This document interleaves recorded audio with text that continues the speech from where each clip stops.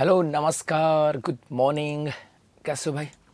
उम्मीद करता हूँ मस्त भी होंगे और स्वस्थ भी होंगे। चलो पढ़ें जी। तो हम बात कर रहे थे आपके अरावली पर्वतमाला, उसी को तो पढ़ रहे थे। और इस अरावली पर्वतमाला की बात करें तो लास्ट जो हम लोगों ने पढ़ा था वो आपके यहाँ से आ गया था कि अरावली का उपविभाजन किया था 3 भागों में। उत्तरी अरावली पर्वतमाला और उसकी कुछ चोटियों की बात की थी यहाँ से। और बेसिकली ये चोटियाँ कहाँ पर है ऐसा पूछा जाता है ना भाई जी। उसके बाद में एक आपके थे मध्य अरावली, और इसमें बता देते इसका विस्तार कहाँ से है, बेसिकली जिले कौन से हैं। इस मध्य अरावली में आपके दर्रे हैं, तो दर्रे पढ़ लिए थे कहाँ पर हैं। इसके अलावा चोटियों की बात की थी। लेकिन इसके अलावा जो मध्य अरावली ना, इसके अंदर कुछ चीज़ें और हैं। इस मध्य अरावली की बात करें, इसके अंदर कुछ बातें और आती हैं सब, और वो क्या है वो भी आपको थोड़ा सा पढ़ना पड़ेगा जी। वो जी और ऐसी क्या क्या बात आ गई मध्य अरावली की जो इसको अलग बनाते हैं? हाँ बेटा, है कुछ ऐसी बातें जो इस मध्य अरावली को औरों से भी अलग बनाती हैं। देखते हैं भी, एक सेकेंड। हाँ जी, देखो तो मध्य अरावली है। अब इसी मध्य अरावली के आगे चलते हैं। हाँ जी, किसकी बात करते हैं? मध्य अरावली। अब इस मध्य अरावली की विस्तार की बात करें तो हम लोग कहाँ से पढ़ा था कि भाई ये जो मध्य अरावली है ये आपके कहाँ से है? सांबर से। ये भी चित्र भी आपकी कॉपी में होना चाहिए। सांबर और सांबर से लेकर के, और ये मध्य अरावली कहाँ तक चली गई थी? आपके देवगढ़ तक। यहीं तक तो थी मध्य अरावली। सांबर से लेकर के आपके देवगढ़ तक का हिस्सा है, यहां तक आ जाती है सब जी। अच्छी बात है सब, है ना। अब थोड़ा सा आगे चलते हैं। अब इसके अंदर क्या हुआ इस मध्य अरावली के अंदर? जी हाँ, इसकी बात करें तो यहां पर इसी बीच की बात करें, यहां पर आपके एक जगह पड़ती है ब्यावर। यहां पर आपकी जगह क्या है? ब्यावर। ऐसा ये जगह ब्यावर। अब क्या हुआ इधर, तो इस देवगढ़ से लेकर के ब्यावर तक के बीच की बात करें, इस देवगढ़ से लेकर के, या यहां पर एक जगह आती है टोडगढ़ रावली जी। और इस टोडगढ़ रावली से लेकर के और ब्यावर तक की जो पहाड़ियां है ना, इनका नाम है टोडगढ़ रावली से लेकर के ब्यावर तक की पहाड़ियां। इनकी बात करें, इनको क्या कहते हैं? मेरवाड़ा की पहाड़ियां कहते हैं। ये जो पहाड़ियां हैं इनको बोलते हैं मेरवाड़ा। ये चित्र भी बनाना है, मैं लिखवा भी दूंगा क्या काम करते हैं। मेरवाड़ा की पहाड़ियां। तो एक तो हो गया कि सब इस मध्य अरावली में आपके कुछ पहाड़ियां हैं, मेरवाड़ा की पहाड़ियां जो टोडगढ़ रावली से लेकर के ब्यावर के बीच में है। एक तो ऐसा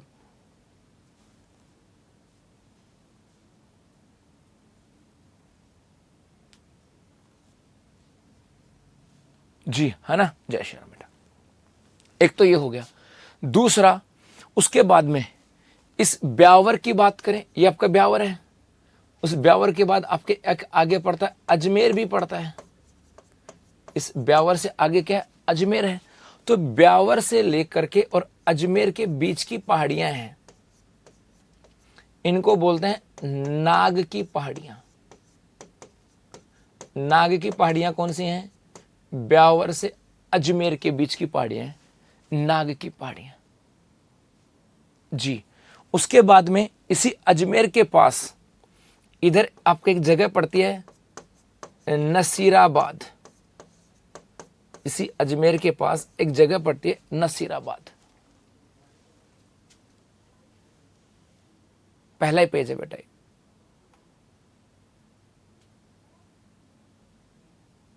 जी भाई यशस्वी सैनी, बहुत बढ़िया बेटा, है ना। अजमेर से नसीराबाद की बात करें तो अजमेर से नसीराबाद के बीच की बात करें, यहां पर भी आपके पहाड़ियां हैं। अजमेर से नसीराबाद के बीच की भी पहाड़ियां हैं बेटा। और ये जो पहाड़ियां हैं इन्हें कहा जाता है बीर की पहाड़ियां।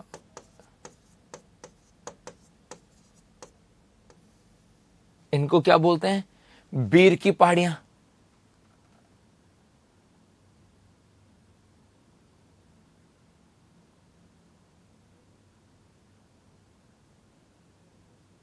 अरे वो अलग है, ये अलग है, जयपुर वाला अलग है, वो अलग है।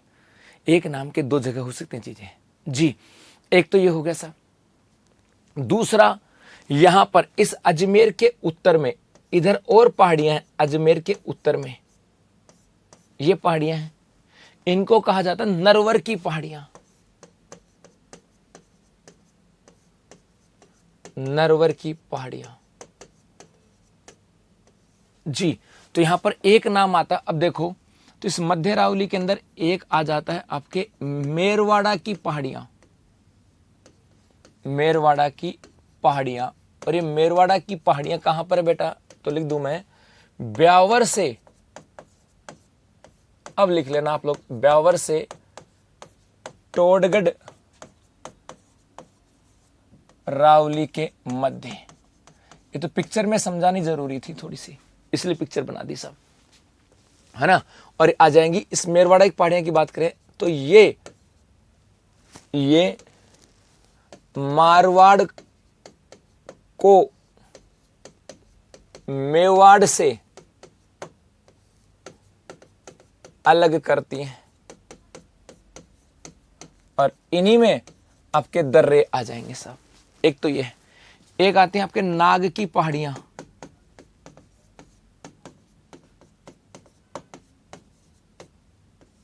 नाग की पहाड़ियां, और ये हो जाएंगी आपके ब्यावर से अजमेर के मध्य।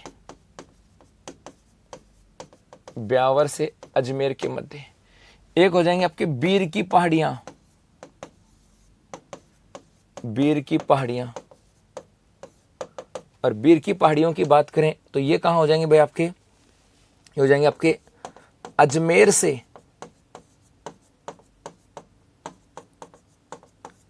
नसीराबाद के मध्य। अजमेर से नसीराबाद के मध्य। और एक आपके आ जाएंगे यहां पर नरवर की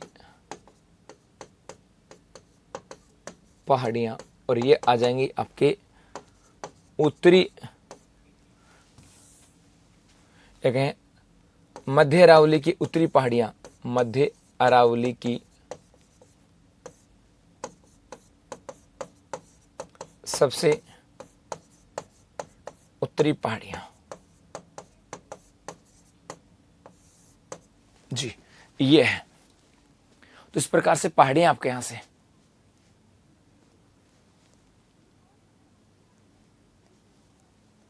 ओके बेटा, बिलाली अलवर में है, ठीक है सब।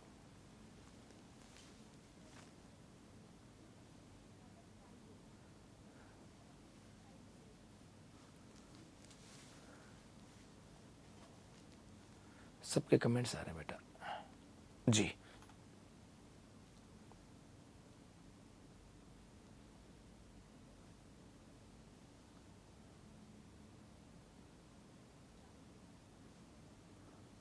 निर्मल आ रही बेटा, चलना भाई। नतिक टिकट भेज देना बेटा। चलो आगे बढ़े। हाँ जी, अब आती है आपके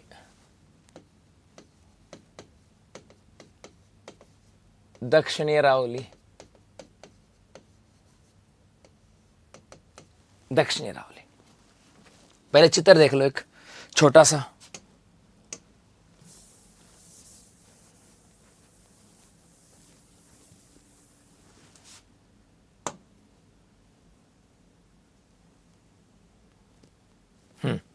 ये आपका राजस्थान है।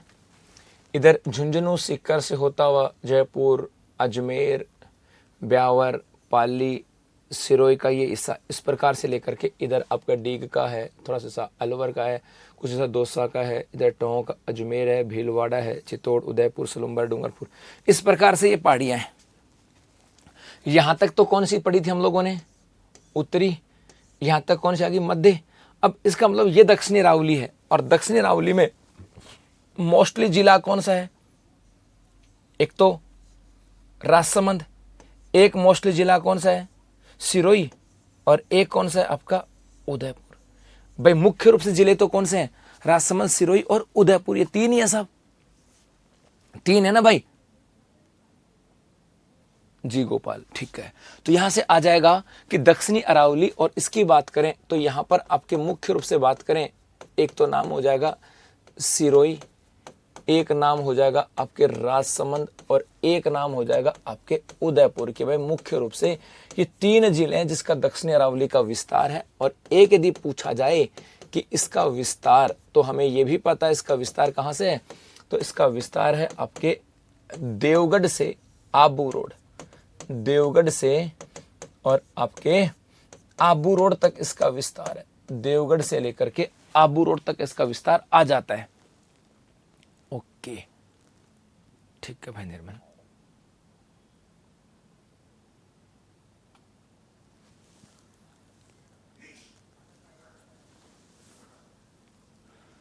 हाँ, अब देखो, अब यहां से इसके साथ क्या क्या चीजें आती हैं। दक्षिण अरावली की बात करें, एक तो आता है कि सर्वाधिक विस्तार एवं सर्वाधिक ऊंचाई वाली श्रेणी कि सबसे अधिक विस्तृत और सबसे अधिक ऊंची यदि कोई श्रेणी है उत्तरी, मध्य और दक्षिणी अरावली में, तो वो कौन सी? आपके दक्षिणी अरावली। एक आपके यहां से आ जाता है, इसके अंदर प्रश्न आता है चोटियों का। एक प्रश्न आ जाता है चोटियों का, और इन चोटियों का ये भी पूछ लेते हैं ये कहां पर है, या ये भी पूछ लेते हैं, है ना, या ये भी पूछ लेते हैं इनका आरोही और अवरोही क्रम। ये भी पूछते हैं चोटियां कहां पर हैं, या ये भी पूछते हैं कि इनका आरोही और अवरोही क्रम। तो बेटा यहां से देखो, एक तो हो जाएगा आपके गुरु शिखर, गुरु शिखर ये आपके सिरोही में है। और इसकी ऊंचाई की बात करें, इसकी ऊंचाई, तो इसकी ऊंचाई के कई डाटा आ जाते हैं साहब। इसकी ऊंचाई की बात करें तो कई जगह तो आपको डाटा मिलेगा 1722 मीटर, कई जगह मिलेगा आपको 1727 मीटर, कई जगह 1722, तो कई जगह आपको 1727। गुरुजी ऐसा क्यों? हाँ भाई, इसका रीजन क्या है? देखो यहां से इसका रीजन ये है कि यहां पर ये तो है आपका धरातल, और इस धरातल के ऊपर ये आपकी चोटी होगी गुरु शिखर, ये चोटी होगी गुरु शिखर। यहां तक इसकी ऊंचाई जो है ना, यहां तक इसकी ऊंचाई ये आपके है 1722 मीटर। तो एग्जाम में आए 1722 तो 1722 कर देना, और एग्जाम में आए 1727 तो 1727 कर देना, और दोनों आ जाएं तो 1722 करना। तो गुरुजी 1722 तो समझ में आ गई यहां से, लेकिन और 5 मीटर कहां से आई? तो बेटा उसके बाद में इसके ऊपर ये आपके 5 मीटर ऊंचा एक मंदिर है, इसकी ऊंचाई है 5 मीटर, और ये आपके यहां पर है एक मंदिर, ये मेरे गुरुकुल यहां पर है एक मंदिर। और ये मंदिर किसका है? तो ये मंदिर आपके यहां पर है दत्तात्रेय ऋषि का मंदिर है, दत्तात्रेय ऋषि का मंदिर है। तो दत्तात्रेय ऋषि के मंदिर समेत इसकी ऊंचाई हो जाती है 527 मीटर। तो आपको या तो 22 आए तो 22 कर देना, 27 आए तो 27 कर देना, और दोनों आ जाएं तो 22 कर देना साहब, है ना। ये हो जाएगा यहां से। और कई बार इसकी ऊंचाई गुरु शिखर के बारे में आती है, एक तो इसकी ऊंचाई फीट में भी पूछ लेते हैं, तो एक तो मैं लिख दिया, एक इसकी ऊंचाई फीट में भी पूछ लेते हैं, तो 5649।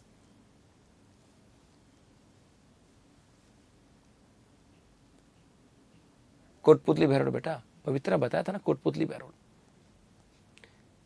ऋषि राहुल बेटा, तो कमेंट्स आप पढ़ते रहो मेरे बच्चे, यदि आपने अभी खरीदा तो पुरानी क्लास पढ़ते रहो मेरे बच्चे, तब आओगे ना। क्या दूंगा उसका जवाब तो जी। इसकी ऊंचाई फीट में भी आती है 5649 फीट, 5649 फीट। एक इसी गुरु शिखर की बात करें, इसको कहते हैं संतों का शिखर, इसको संतों का शिखर भी कह देते हैं। और ये किसने कहा था? तो ये कहा था आपके कर्नल जेम्स टोड ने। कर्नल जेम्स टोड ने क्या कहा था? इसे संतों का शिखर कहा था साहब, ये याद रखना। इसके अलावा अब यहां पे चोटियां कौन कौन सी हैं? तो गुरु शिखर, एक आपके यहां पर आ जाएगी शेर,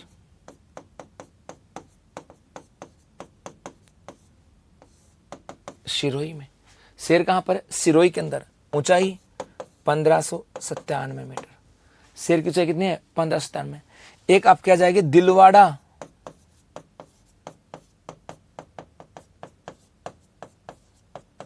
सिरोही, ऊंचाई कितनी है? 1442 मीटर। ऊंचाई कितनी? 1442। नमस्ते भाई जी, हो जाएगा बेटा पा। एक आती है आपके जरगा,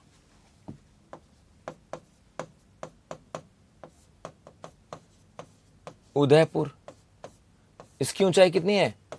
1431 मीटर। ये तो रट्टी दोगे उम्मीद करता हूं साहब। आरोही अवरोही क्या होता है? आरोही का मतलब कम से ज्यादा और अवरोही ज्यादा से कम। एक आता है अचलगढ़,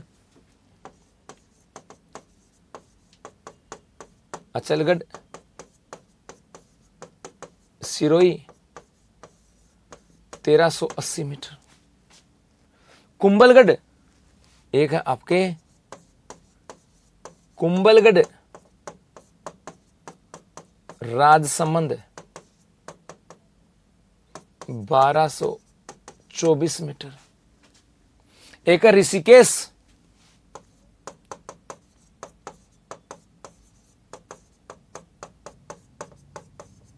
सिरोही 1017 मीटर।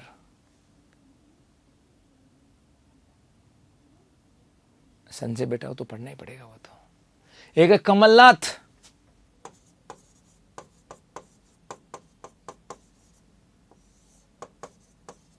उदयपुर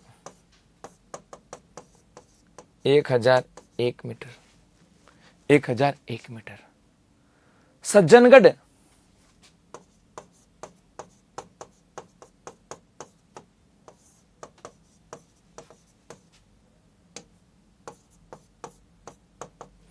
उदयपुर 938 मीटर। ये तो कुछ ऊंचे हैं, जैसे सायरा लीलागढ़,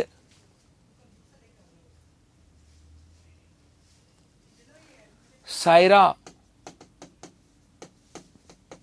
उदयपुर लीलागढ़, ये चोटियां हैं उदयपुर जी। ये आपके दक्षिणी अरावली है साहब। ब्रिटेन की कोई ट्रिक नहीं याद करने की, याद करने की कोई ट्रिक नहीं, बस याद करना है, याद करना है। हाँ बेटा, ट्रिक कोई भी नहीं है मेरे बच्चे, सिर्फ याद करना है। हाइट कैसे याद करें? बेटा बार बार देखना पड़ेगा।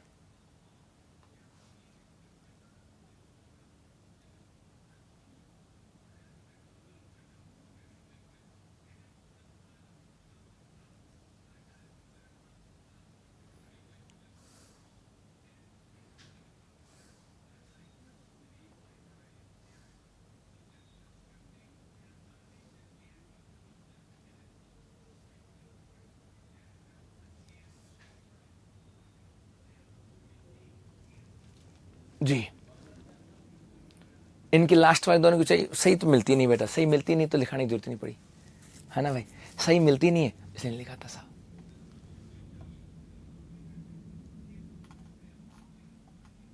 चलो बढ़ू आगे। ओके साहब, अब बहुत इंपॉर्टेंट चैप्टर आ रहा है, अब बहुत इंपॉर्टेंट चैप्टर आ रहा है। पहले उसको सुनना, उसके बाद फिर हम लोग उसको, उसके बाद उसको चित्र बनाना। पहले सुनना बेटा, फिर उसके बाद उसको चित्र बनाना। जी, पहले सुनना और फिर लिखना, नहीं तो फिर कुछ चीजें ऐसी हैं जो माइंड में बैठेंगी नहीं। ठीक है, तो 1 मिनट मुझे दो, तब तक आप लोग ये उतारो, तब तक ये उतारो आप लोग, मुझे 1 मिनट दे दो।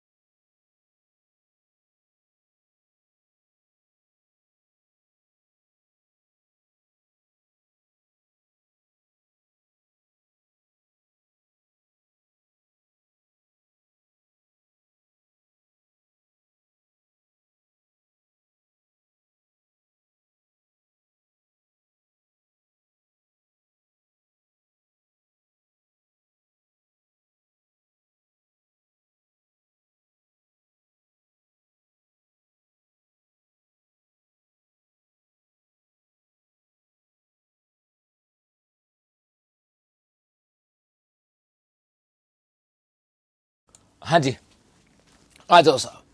अब पहले सुनना फिर आगे चलना साहब। कहां से, वो आपको लिखना है अरावली के पठार। अरावली के पठार, हेडिंग तो यह है कि अरावली पर्वतमाला में कौन कौन से पठार हैं। और मैं यहां पर राजस्थान का एक मैप बना दूं, क्योंकि बाद में मैं मैप हटाऊंगा तो भाई आपको मैप बनेगा नहीं। तो पहले सुनना बेटा इसको और फिर आराम से उतार लेना। ऐसे कोई भागा दौड़ी वाली कहानी नहीं है कि तुम सोचो कि गुरुजी भागा दौड़ी करके चले जाएंगे, नहीं जी, आराम से पढ़ना है। ठीक है भाई, है ना। चलो, अरावली के पठार। सबसे पहले देखो, यहां पर मेरे बच्चों एक डिस्ट्रिक्ट है। ये जो एक डिस्ट्रिक्ट है ना, इस डिस्ट्रिक्ट का नाम है सिरोही। यहां पर एक छोटा सा डिस्ट्रिक्ट है और इस डिस्ट्रिक्ट का नाम क्या है, सिरोही है। यहां पर आते हैं साहब, ये डिस्ट्रिक्ट आपका कौन सा है, सिरोही है। और इस सिरोही में पठार हैं। एक तो आपके यहां पर है उड़िया का पठार। एग्जाम में खूब आता है कि उड़िया का पठार कहां पर है, तो आपका जवाब क्या होगा, सिरोही में। इसकी ऊंचाई कितनी है, 1360 मीटर।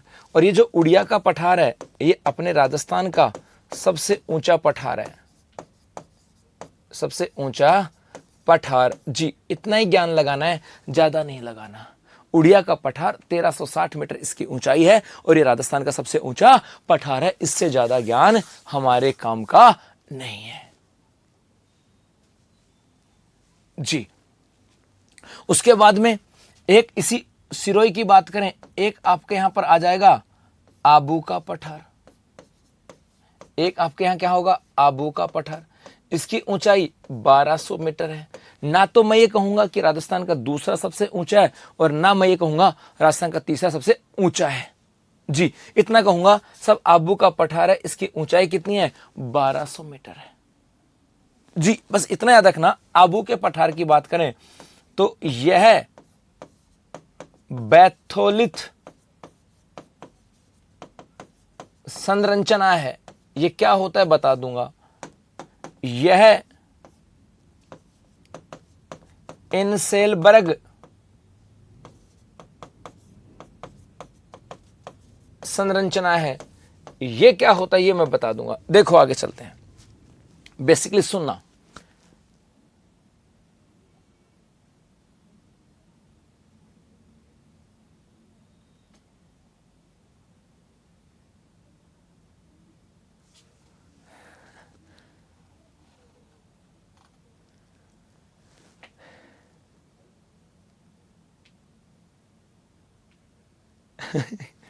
बेटा रजनी, मुझे उसका नहीं पता, लेकिन तुम खुद इसको लगा के देखो ये सही है क्या। हाँ रजनी, अब तू खुद दिमाग लगा के देख कि ये जो लाइन लिखी है वहां पे उन्होंने वो सही लिखी है क्या। तो बेटा खुद समझदार हो आप तो मुझे बताने की जरूरत ही नहीं है मेरे बच्चे। अब बताओ, मुझे बतानी पड़ेगी जी। आगे देखो साहब, क्या हुआ कि जैसे ये आपका धरातल है, ये तो धरातल है समझना, और नीचे आपके है मैग्मा। मैग्मा का मतलब होता है तरल व गर्म पदार्थ। भाई हम कहते हैं ना कि पृथ्वी आज भी गर्म है और पृथ्वी के नीचे लावा ही लावा है। पृथ्वी के नीचे क्या है, लावा ही लावा है, लावा ही लावा है। तो इसको मैग्मा कह दो या दूसरी भाषा में बोलें तो लावा है। अब ये लावा जब चलता है और ये जब पृथ्वी के बाहर आ जाएगा तो इसको क्या कह देते हैं, ज्वालामुखी। ये तो ज्वालामुखी लावा आता जमीन को पाड़ता हुआ और जमीन पर आकर के विस्फोट हो गया, इसको क्या बोल देंगे, ज्वालामुखी। लेकिन मेरे भाई कई बार क्या होता है कि लावा जो है ना बाहर ना आए, लावा यहां से चला और ये बाहर ना आए और जमीन के नीचे नीचे जम गया, यहीं जमा हो गया, आया यहां से और यहीं पे जम गया, बाहर नहीं आया, तो अंदर अंदर जमा बन गया। इसको क्या बोल देंगे, बैथोलिथ। बैथोलिथ। तो क्या हुआ था कि किसी जमाने में ये जो आबू का पठार है ये पहले इसी प्रकार से था, जमीन ऊपर थी और नीचे लावे से जम गया तो बैथुलित हुआ। धीरे धीरे अब क्या हुआ, यहां से धीरे धीरे ये धरातल कटता गया, कटता गया, कटता गया, कटता गया, कटता गया, कटता गया, और धीरे धीरे धरातल कटता कटता कटता और यहां तक आ गया, यहां तक आ गया अपना धरातल। अब धरातल यहां तक आ गया तो ये जो पठारनुमा आकृति है ये सतह पे दिखाई देने लगी। और यदि किसी ने आबू गया होगा तो आबू तक देखना, आबू तक एकदम मैदान है, और जो ही माउंट आबू जाते हैं एकदम से पहाड़ें चढ़नी पड़ती हैं। माउंट आबू की बात करें, आबू जो शहर है वो एकदम मैदानी क्षेत्र में है, और कहना कि माउंट आबू जाना है तो जैसे माउंट आबू जाना है, जैसे माउंट आबू जाना है एकदम से पहाड़ें स्टार्ट हो जाती हैं। तो एकदम से यहां पर तक तो शहर है, आपके यहां तक तो शहर है, यहां पे तो आबू है, चढ़ना है तो एकदम से पहाड़ें चढ़नी पड़ती हैं। अब ये क्या हुआ साहब, तो ये तो बैथोलित हो गया। अब क्या होता है कि ये जो आपके कोई इसको बोलते हैं इनसेलबर्ग, इनसेलबर्ग, इनसेलबर्ग का मतलब हुआ कि कोई चीज जो आपके धरातल के ऊपर आपको एक टापूनुमा दिखाई दे, द्वीपनुमा दिखाई दे, उसको क्या बोलते हैं, इनसेलबर्ग। मतलब धरातल के ऊपर कोई बीच में पत्थर सा पड़ा हो ना, उसको क्या बोलते हैं, इनसेलबर्ग। ठीक है, तो ये आपके इनसेलबर्ग है। तो ये इसको इसलिए इसको बैथोलित संरचना भी बोलते हैं, इनसेलबर्ग बोलते हैं। बैथोलित इसलिए क्योंकि ये ज्वालामुखी से निर्मित है, और इनसेलबर्ग इसलिए क्योंकि आज ये जमीन के ऊपर एक पत्थरनुमा दिखाई देता है साहब। जी हो गए यहां से। चलो, तो एक तो सिरोही हो गया। इस सिरोही में दो पठार पढ़ने आपको, एक उड़िया का पठार पढ़ना है और एक आपको यहां पढ़ना है आबू का पठार। उड़िया का पठार और आबू का पठार। आगे चलें, हाँ जी, और आगे चलते हैं गुरुजी। और भी पठार हैं क्या, है मेरे भाई, क्यों नहीं है साहब यहां पर। अब यहां देखो, इसमें नहीं बताऊंगा। एक आपके यहां पे डिस्ट्रिक्ट है चित्तौड़, ये जो डिस्ट्रिक्ट है इस डिस्ट्रिक्ट का नाम है चित्तौड़।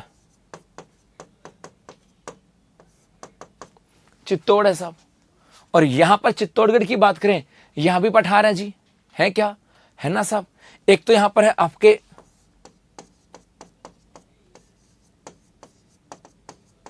मानदेसरा का पठार, चाहे आप चित्र बना करके लिख सकते हो, चाहे सीधा लिख सकते हो। आप अरावली का पठार सिरोही में ये और चित्तौड़ में ये।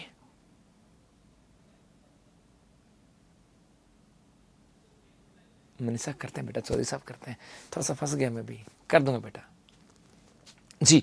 मानदेसरा का पठार, और इसी चित्तौड़ में एक है आपके मैसा का पठार। और इस मैसा के पठार को लेकर के एग्जाम के लेवल के अनुसार कई प्रश्न आ सकते हैं,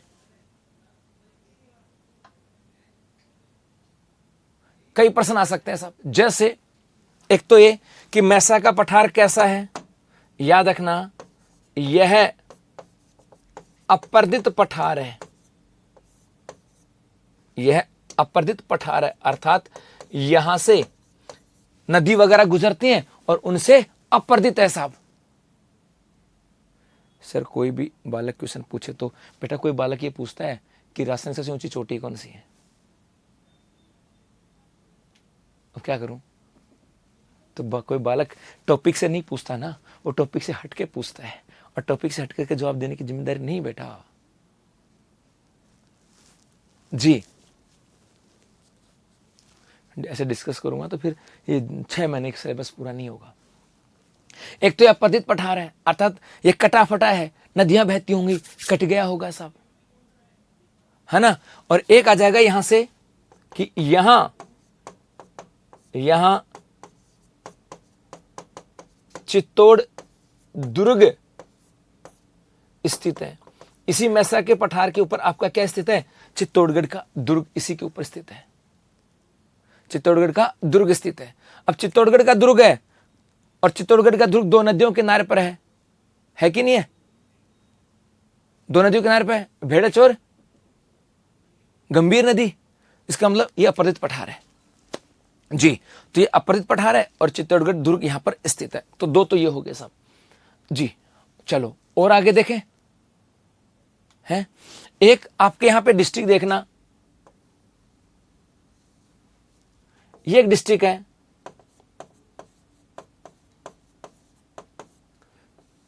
सलूम्बर, और यहां पर एक पठार इसका नाम है लसाड़िया का पठार, लसाड़िया का पठार। और इसको भी लेकर के आता है, जी हां, गंभीर बर्ज जी, लसाड़िया का पठार। और आ जाएगा कि यह एक सलूम्बर में आपकी एक झील भी है, सलूम्बर एक झील है जिसका नाम है जयसमंद झील। तो यह है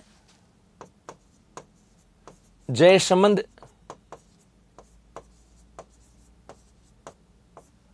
झील के पूर्व में कटा फटा पठार है। ये तो खूब आया वाला साड़िया का पठार कहां पर है साहब, खूब आया वैसे। अब बताओ, एक बच्चा डिस्कस करो, बच्चा कर दुर्ग क्या होता है। अब मैं दुर्ग इतिहास का आदमी थोड़ी हूं, महल दुर्ग गढ़। मेसा के पठार की ऊंचाई बताऊं भाई, मेसा के पठार की ऊंचाई 620 मीटर। ये लो,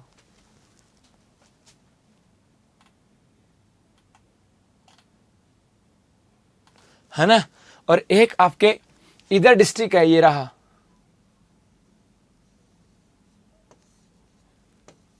अलवर, और यहां पर एक तो है आपके कासन का पठार, और एक आपके यहां पर है काकन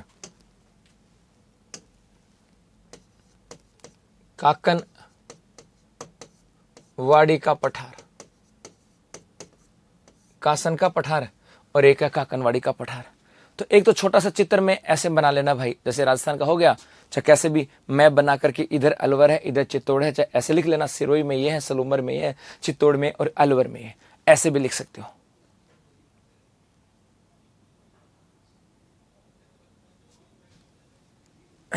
जी, एक तो ये हो गए। अभी तो इंपॉर्टेंट आने बाकी हैं, अभी तो आने बाकी है साहब, अभी तो आने बाकी है जी। आगे देखो,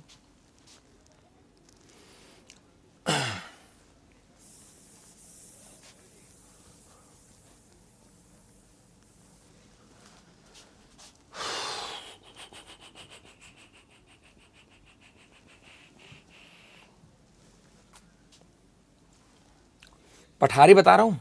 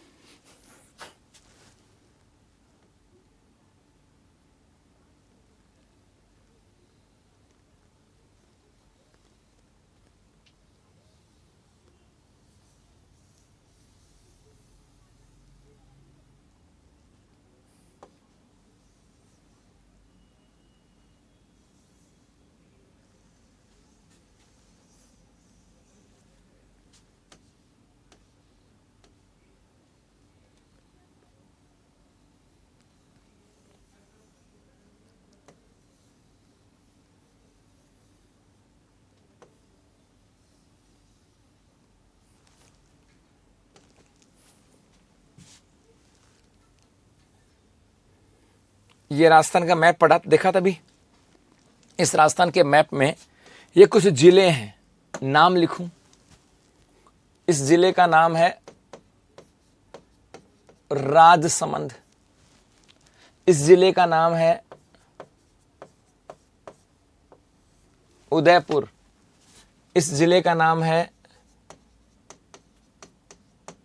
भीलवाड़ा, और इस जिले का नाम है चित्तौड़। ठीक है, ये 4 जिले हैं साहब। राकेश कौन सा था बेटा, बताना। जी भाई, है ना, ये 4 जिले हैं। अब यहां पे 2 पठार हैं जो आपके प्रश्न आते हैं, 2 पठार हैं, बहुत तगड़े प्रश्न आते हैं साहब। एक तो देखो, इस राजसमंद की बात करें, इस राजसमंद में यहां पर एक स्थान है कुंभलगढ़, और इस उदयपुर में यहां पर एक स्थान है आपका गोगुंदा।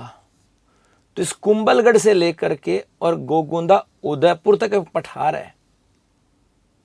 ये एक पठार हो गया।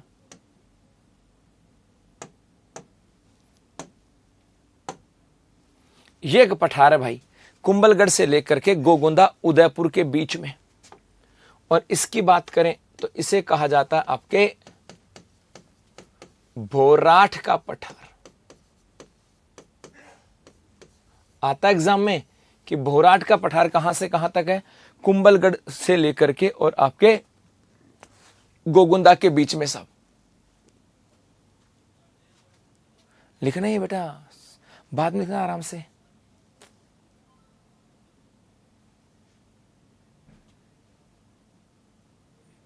नहीं बेटा,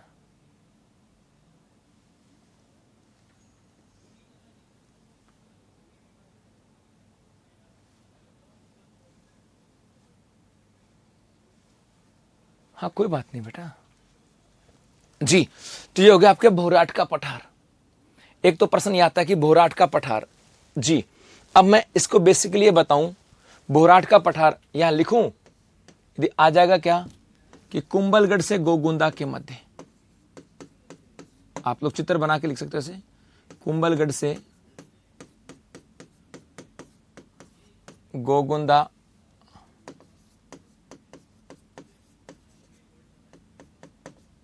के मध्य, कुंभलगढ़ से गोगुंदा के मध्य, है ना, कुंभलगढ़ से गोगुंदा के मध्य। लेकिन इसके अंदर कई चीजें हैं साहब, इसके अंदर बेटा कई चीजें हैं, है ना। नहीं भूमट नहीं, भोराट है। यहीं पर हम बात करें, आपके एक चोटी है,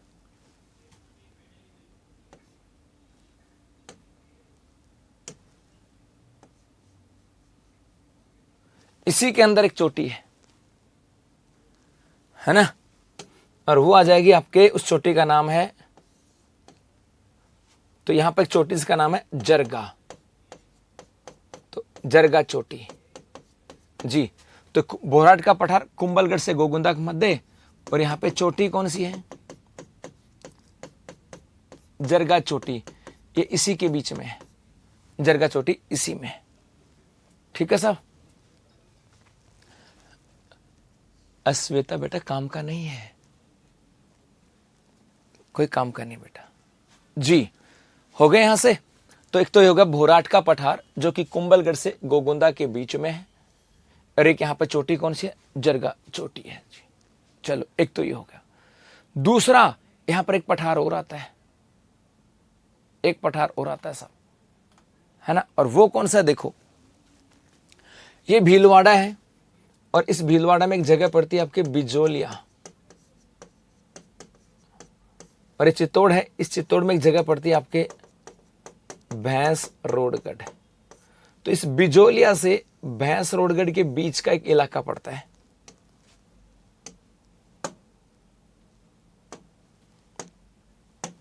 ये, और इसको कहा जाता है ऊपरमाल का पठार।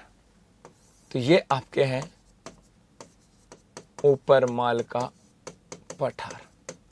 ऊपरमाल का पठार ये कहां हो जाएगा, बिजोलिया से, बिजोलिया कहां पर है, भीलवाड़ा में, बिजोलिया से भैंस रोडगढ़ के मध्य। ये प्रश्न खूब आते हैं जी इनके बारे में। तो भोराट का पठार और एक बिजोलिया का पठार, ये है साहब जी।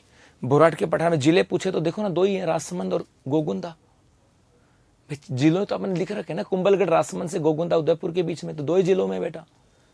सब कुछ आपके सामने बना हुआ ना भाई, सब कुछ आपके सामने बना हुआ है। राजसमंद और उदयपुर में, ये भीलवाड़ा और चित्तौड़गढ़ के बीच में। कहीं गुजर जिले पूछे तो जिले तो बेटा कुंभलगढ़ राजसमंद से गोगुंदा उदयपुर के बीच में है ना भाई।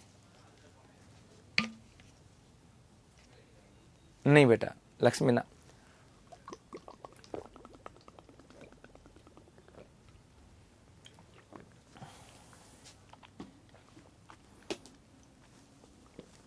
जिलों में दर्शाया ना बेटा मैंने। सिंध में जिले कौन से? जिलों में दर्शा नहीं रखा कि मेरे बच्चे इतना तो चलाओ ना यार, ऐसे क्या करते हो? है भाई, कुछ तो सह विवेक भी लगाओ मेरे गुलगुलो। बिना सह विवेक तो कैसे काम चलेगा? हो सकता है कोई चीज़ बिना लिखी हुई आ जाए, आपने पढ़ा है, मुझे बस आपने बताया था, लिखवाया नहीं, ये नहीं होता बेटा।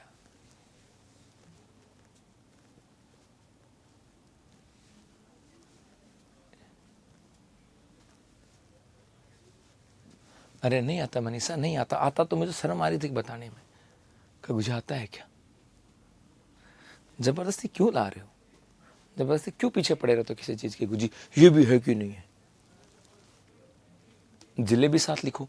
ले, हाँ, ये चित्र क्यों बनाया? ले, तू तो ले मोटा हो, ले, राजसमंद गोगंदा उदयपुर, ले ले, बिजोलिया भीलवाड़ा, ये ले। अब मोटा हो गया, दिखता तो तेरे को होगा नहीं। ऐसे भी है, बताओ उनका क्या करें? फिर कहेंगे गुरुजी आप तेजी से स्पीड थोड़ा सा तेज बढ़ा दो। तुम तेजी की बात कर रहे हो, यहाँ तो हालत इसमें ही खराब है।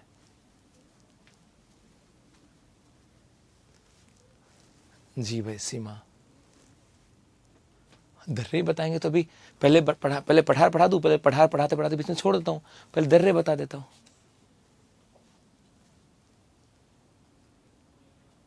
एक कह रहा है गुरुजी दर्रे बताओ, तो पहले पठार छोड़ देता हूँ, पहले दर्रे बता देता हूँ। पठार पहाड़ी जैसा ही होता है, बस ऊपर से समतल होता है। चलो अब मिलेंगे इसके आगे से कल, ठीक है? अब मिलते हैं कल आगे, तब आगे देखेंगे इसकी पहाड़ियाँ और दर्रे वर्रे, वो मिलेंगे कल। धन्यवाद।